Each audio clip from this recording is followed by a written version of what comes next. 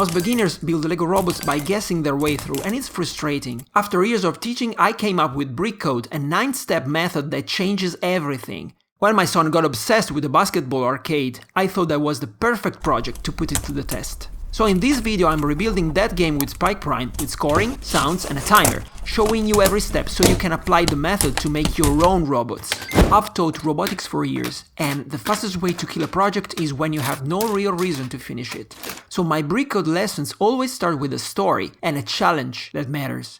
That's step 1. Begin. But what if you had tons of ideas and absolutely no clue of how to make them real? The next step helps you get unstuck. Building from scratch is hard and can feel scary.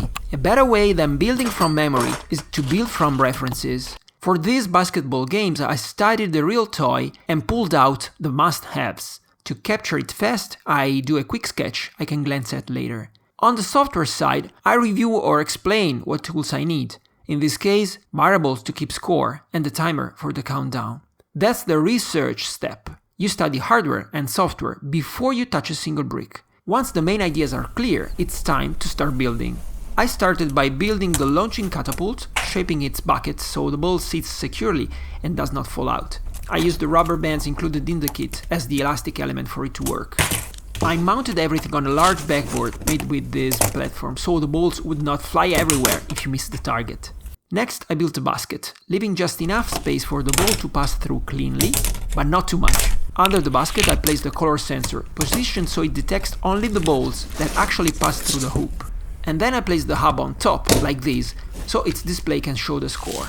In these lessons, I don't hand you the full instructions up front. I will give you a prompt, some building modules for inspiration, and let you tinker. A little friction is intentional because tinkering is how you actually learn to build. If you get stuck, the complete instructions are one click away. That's the invent step of the method. The moment when you start experimenting with Lego parts. Now I know you want to jump into the app, but wait, if you do that now, you will probably waste an hour or more. It's not you, it's that without a clear plan, your brain ends up juggling 2 difficult problems at once, defining the logic and fighting the programming language at the same time. Instead, before touching the app, you should try to explain to a human what the program should do. Then, write it down in plain language, step by step.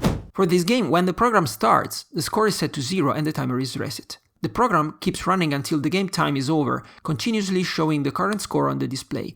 When time runs out, it plays an end-of-game sound and shows the final score before stopping. At the same time, in a separate sequence, the program reacts whenever the color sensor detects the white ball. Each time that happens, it plays a beep and increases the score by 1.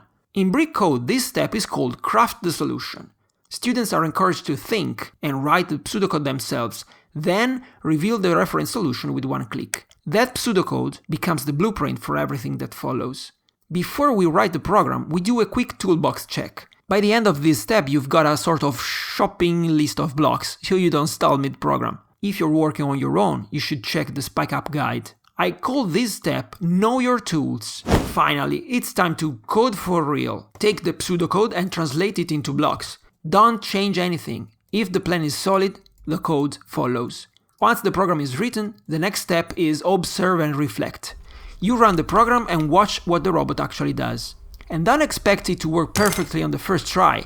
That almost never happens, even for experienced programmers. Maybe the sensor might not detect the ball because the wrong port was selected, or a wrong score is shown because the score variable was never reset to 0.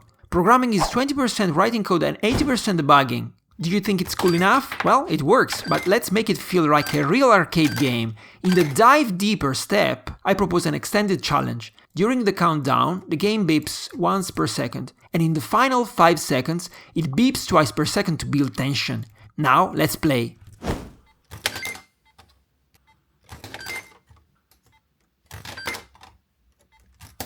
The lesson continues with the evaluate yourself step, where you reflect on what you learned.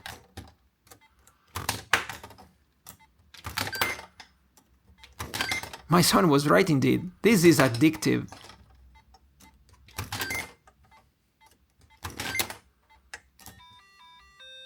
But if you need more inspiration, watch this video next.